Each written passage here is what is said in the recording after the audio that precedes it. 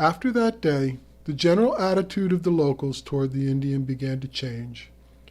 Nobody really carped about his presence anymore, not even Will, and to be honest, myself and several of the others had come to admire his incredible stamina and ability to pull cows from the surf.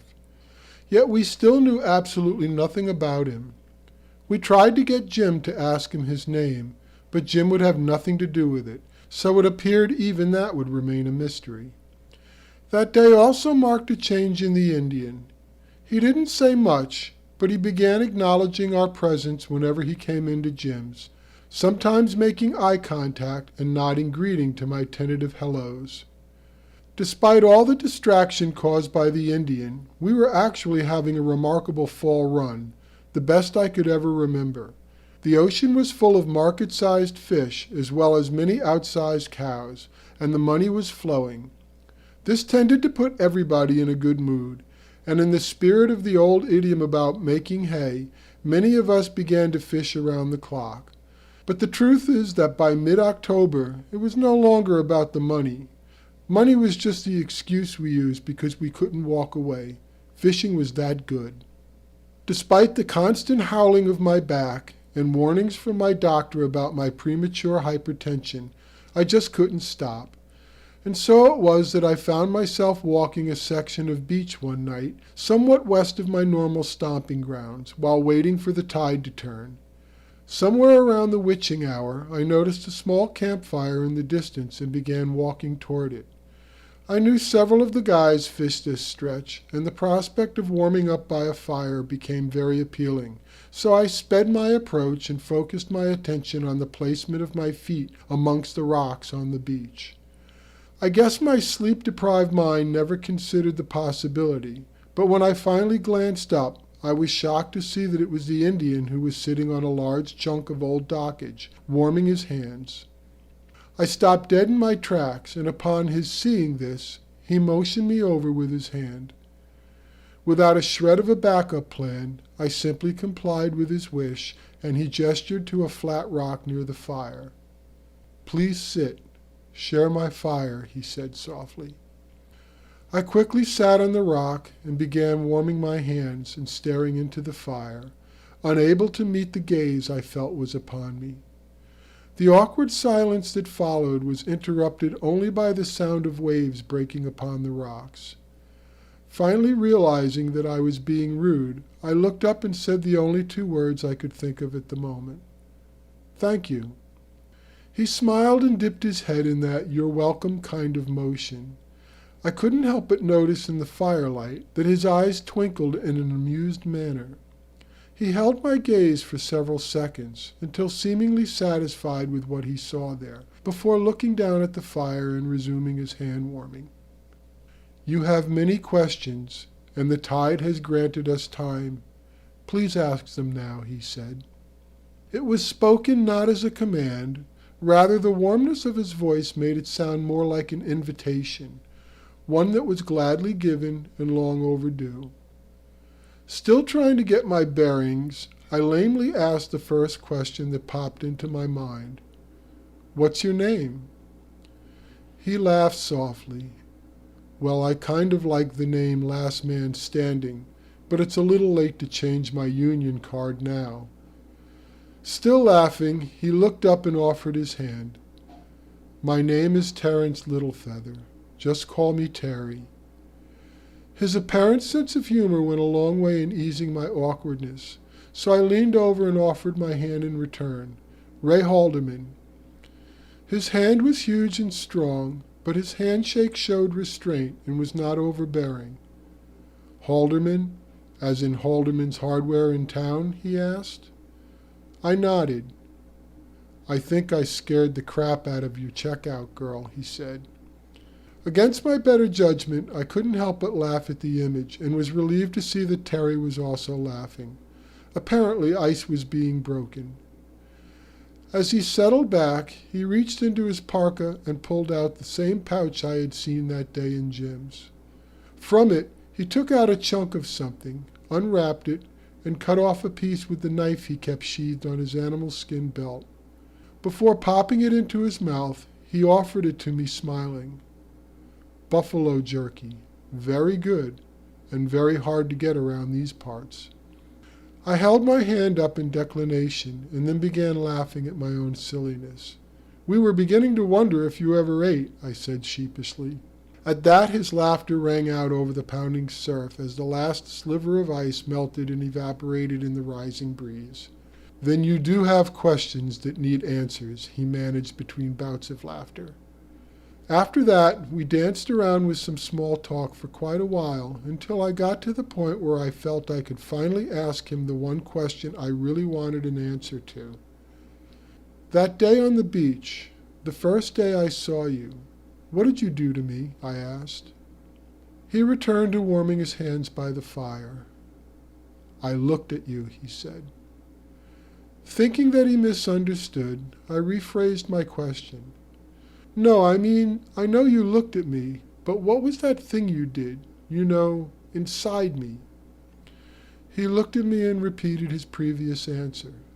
I looked at you. Before I could interrupt, he held up his hand and continued. The Indian word for looking means something very different from your definition, he said. It is much deeper. Yes, I think that is the correct word. But I don't think you would really understand. He returned his attention to the fire. And that day in Jim's store, you looked at Will also, I asked? He nodded. Among other things, looking can act like a mirror to the soul. And what Will saw there was his own violent nature, amplified back at him many times over. Despite my returning nervousness, I continued anyway.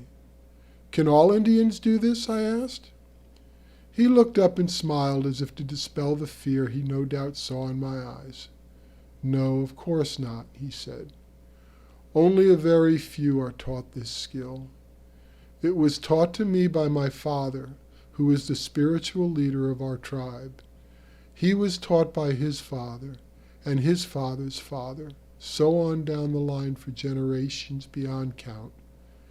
We use it in place of your courts, to settle arguments among members of our tribe, to divine truth and falsehood. Knowing the old adage about curiosity killing the cat, I pressed on anyway.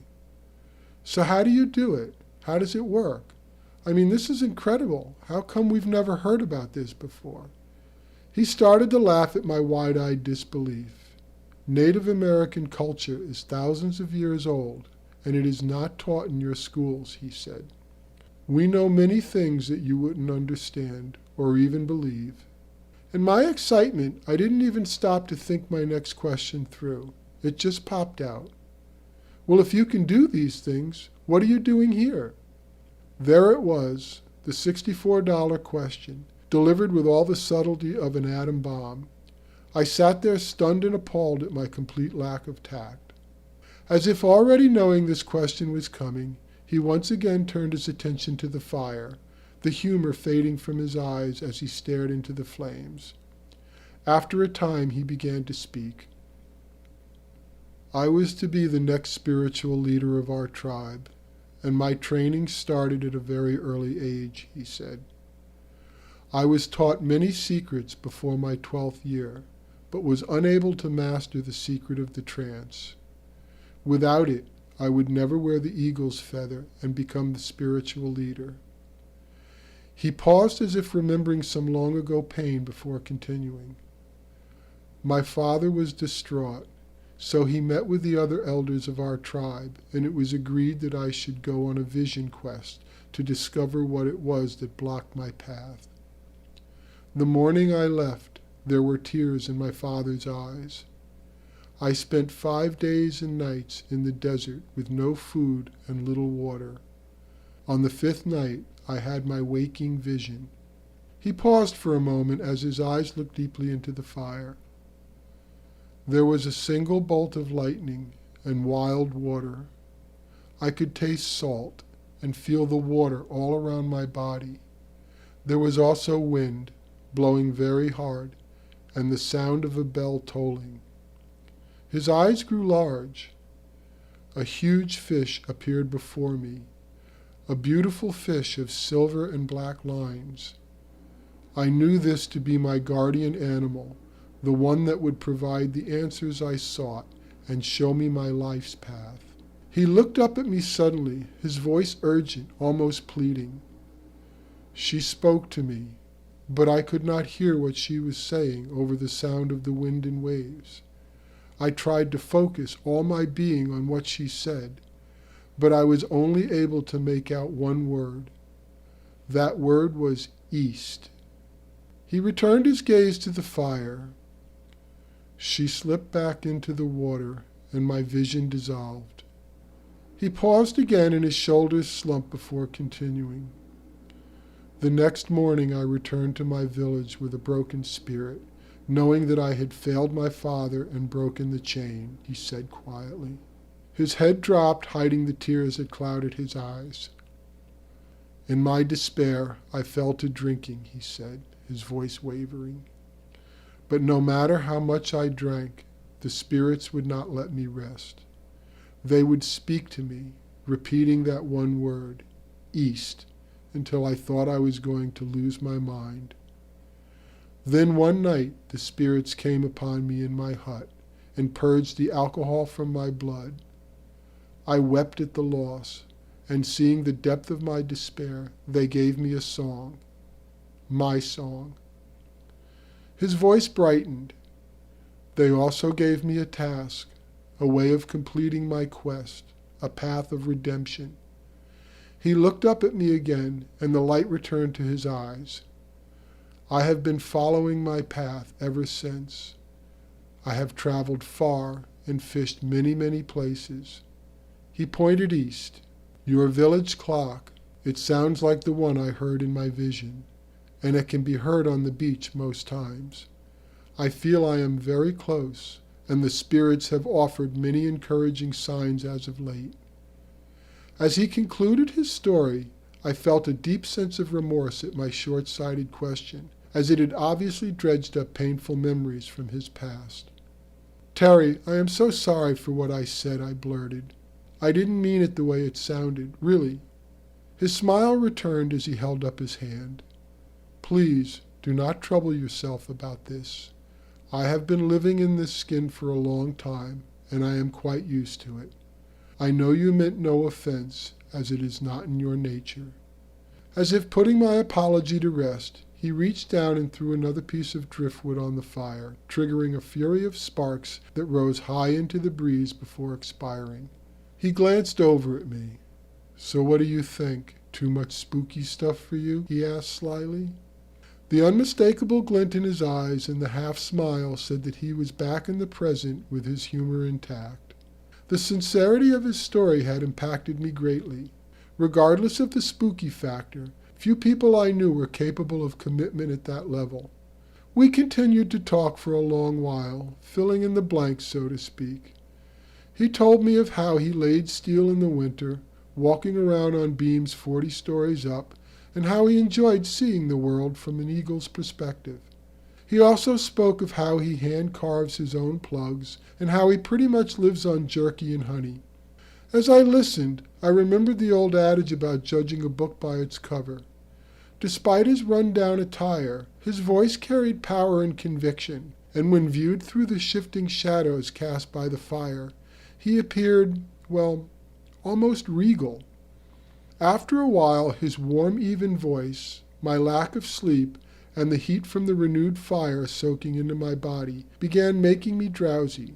Before I knew it, I was drifting off, nodding in and out of dreamland. I could still vaguely hear the sound of the waves breaking, the sound of the fire crackling, and the sound of his voice in the background. In that relaxed state of half-sleep, I suddenly became aware of a very strange sensation. It felt like hands were touching me, all over my body, inside and out. I bolted straight up from my rock and looked around startled.